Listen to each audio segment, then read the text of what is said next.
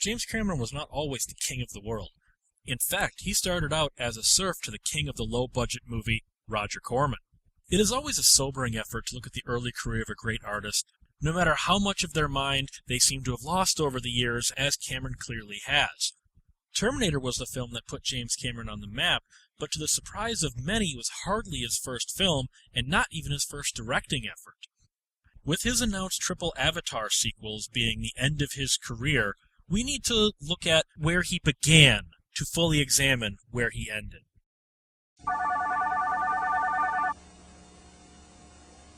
In 1978, this Canadian film nerd made the short film Xenogenesis with some friends, a valiant short full of imagination and stellar art design. At this stage, you can already see the man that would craft so much of the sci-fi genre from this point on. His flair for the visually striking contrast of light and dark, along with the astonishing model work, would catch the eye of low-budget legend Roger Corman. As Corman was mounting his take on the Seven Samurai lensed through Star Wars, Cameron quickly made himself known to Corman by moving from simple model building to visual effects supervisor and even uncredited second unit director in the course of a single film. Even at this stage, it was clear that Cameron was not willing to just sit by the sidelines and build models. He wanted to do it all. He wanted to learn everything. My first time I ever met Jim Cameron was he was working in the model shop, building the Akir village miniatures and sculpting the ship Nell, which was an incredible spaceship which was the torso of a woman, complete with breasts. And that was Jim sculpting this incredible spaceship, completely incredible concept for a spaceship. Cameron was always very good at rattling people's cages, usually because he was proposing a technique that was strange and weird, and he wanted to take risks. Jim Cameron had his own effects unit, as did Robert and myself and another guy, and we almost had these ongoing battles between the curtain that separated our various units. Jim would come in when we were gone and borrow our tools, and if we got them back, fairly often they were broken or they were disused in some odd way that they became hard to use afterwards. And because his ambitions were so big that Marianne Fisher, who ran the facility, would come to us and say, is there any way that you guys can save some money because Jim's spending it all? Can you guys do your shots cheaper? And so we'd find some other ways to do it, and sure enough, and Jim would do the big spectacular shots. But it's sort of a quasi-adversarial atmosphere that we had, which made for a lot of fun. But we were at each other's throats a few times, but wouldn't have it any other way. There was a point where the art director was let go from the film a week before productions started. And the film was left without a production designer, and very little had been built at that point. And as our art department was evolving, as people came and went over the 3 weeks prior to principal photography, those of us that remained in the department, by consensus, pointed to Jim and nominated him as our production designer. We said, well, there's the guy that knows what this film needs to look like. He was obviously beautifully suited for that. He had a vision for the film and he had artistic ability. Plus he was a good leader. So we just said, okay, Jim, you're our boss. Looking at the film, you can see Cameron's design style all over Battle Beyond the Stars, from the planetscapes all the way to the ship's interiors to the ships themselves. These feel like they were designed by James Cameron. Also at this stage, there is an ingenuity present that can only come from having no money and no time and still needing to get the job done. The corridors and backgrounds for much of this film are junk. Literal junk. Fast food containers painted to look like metal, things found in dumpsters that when lit would look futuristic, tubes from old vacuum cleaners, literal junk. My brother Dennis and Jim Cameron and I believe Alec Gillis and a number of people in the miniature shop went over to the shooting stage, and we started building the sets.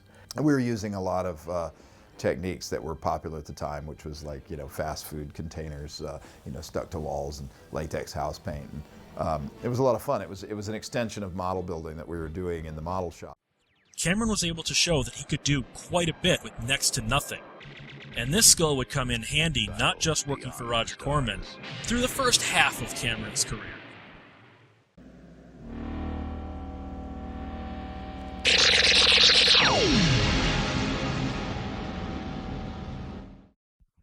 The year following Battle Beyond the Stars, Roger Corman made a film to ride the wake of Alien's success, the legendary Galaxy of Terror. This is the most James Cameron thing from the James Cameron era of Roger Corman studios. His footprint is all over this project, from the sets, to the models, to the costume design. Just look at these planetscapes Cameron designed with the Skotek brothers for Galaxy of Terror, and then look at the planetscapes that Cameron designed along with the Skoteks again for Aliens.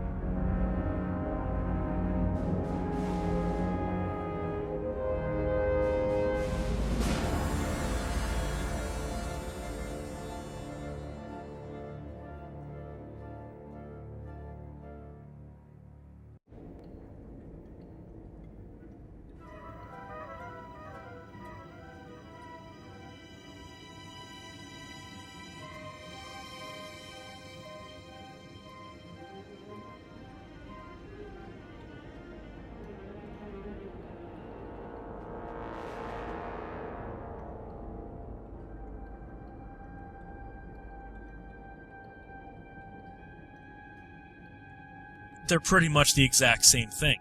Even accounting for the Skotek brothers working on both films, these still feel like James Cameron. Cameron again earned a larger role than he was slated for on Galaxy of Terror, after being the only person who could figure out how to get maggots to wriggle on Sid Haig's severed arm.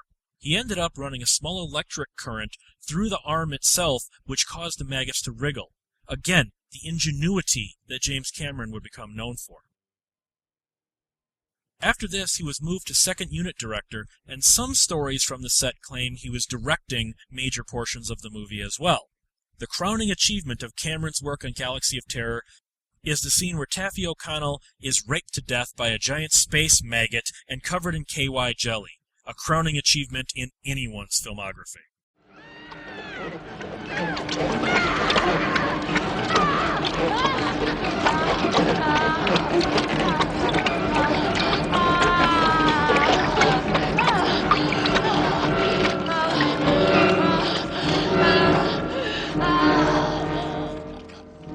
One of the uncredited crew people that Cameron used on Galaxy of Terror was an unknown new wave musician named Bill Paxton. After the relative success of Galaxy of Terror, Cameron was getting edgy and starting to grow too large for Corman to contain, so Corman decided to loan Cameron out to other producers.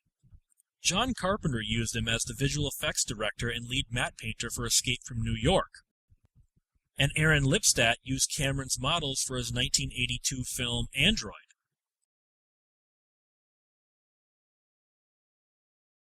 Which, considering that the footage from Android is repurposed for Critters 4, arguably means James Cameron did the model work and the matte paintings for Critters 4 as well. It was at this point that producer Avidido G. Asinitis entered the picture.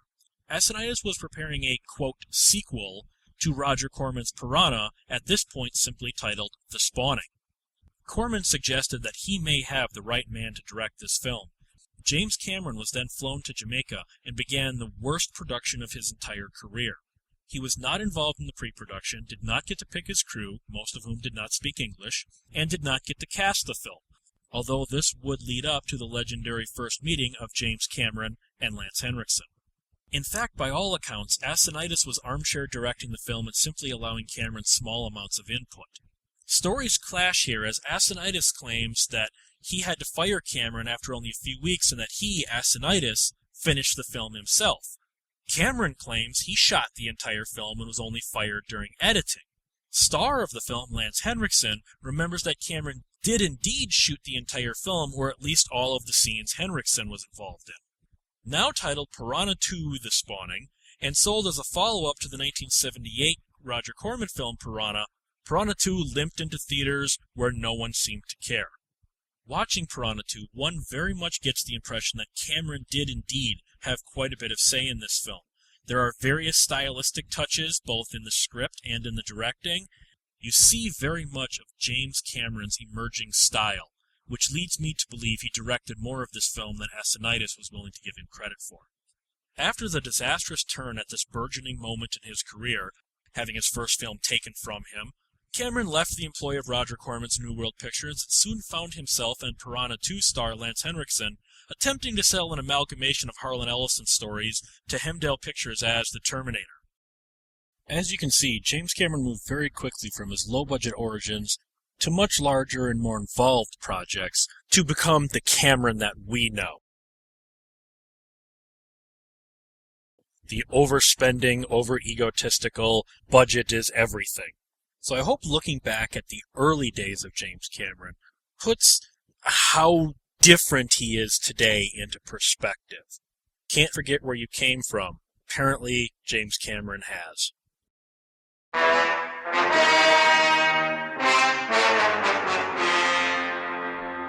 This has been a 1201 Beyond production. Visit 1201beyond.com for more great shows.